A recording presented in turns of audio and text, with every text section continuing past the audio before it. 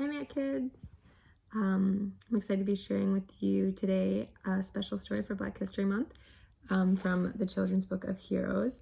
It's from one of our favorite heroes around here called Jackie Robinson, okay? So, it's called Jackie Robinson. It says, more than anything else, Jackie Robinson loved to play baseball. And he was good. In fact, he was great. He could run like lightning and hit the ball a mile. And like any other young player, he dreamed of playing baseball in the big leagues in front of thousands of cheering fans. But there was just one problem. The year was 1945 and Jackie Robinson was black. It was a time in America when black people were not allowed to do many things that white people could do. And that was the rule in baseball too. Black people were not allowed to play on major league teams. They had their own baseball leagues called the Negro Leagues.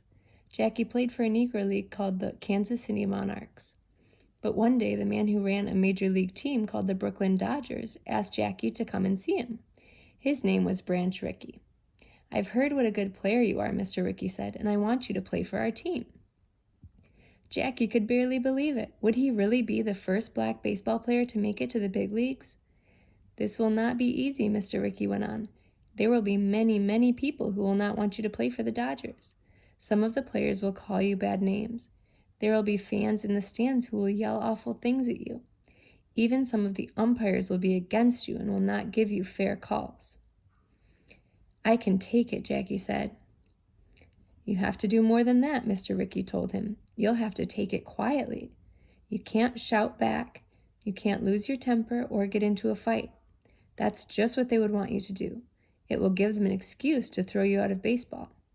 No, you must have the guts to fight back another way.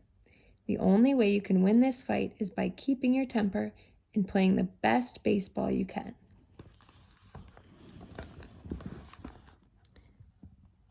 "You have to show them what a great player you are.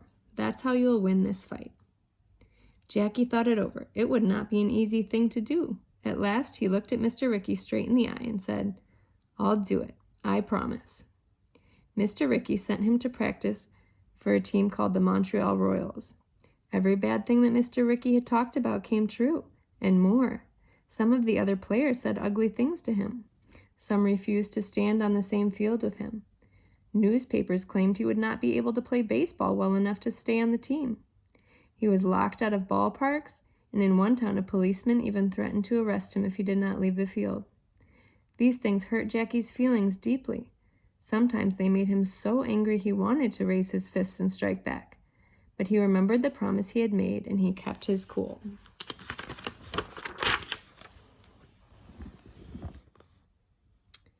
During Jackie Robinson's first game as a Montreal Royal, all eyes were on him. He knew how much was riding on that game, and it made him feel weak in the knees.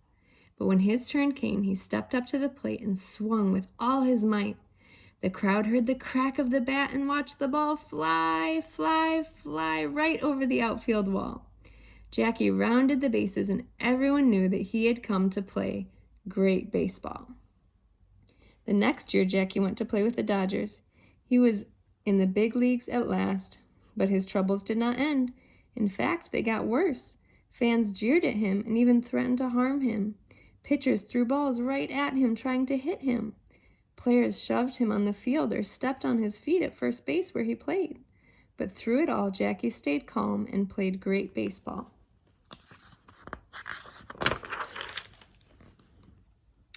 One day, one of Jackie's teammates, a shortstop named Wee Reese, trotted across the field to chat with Jackie.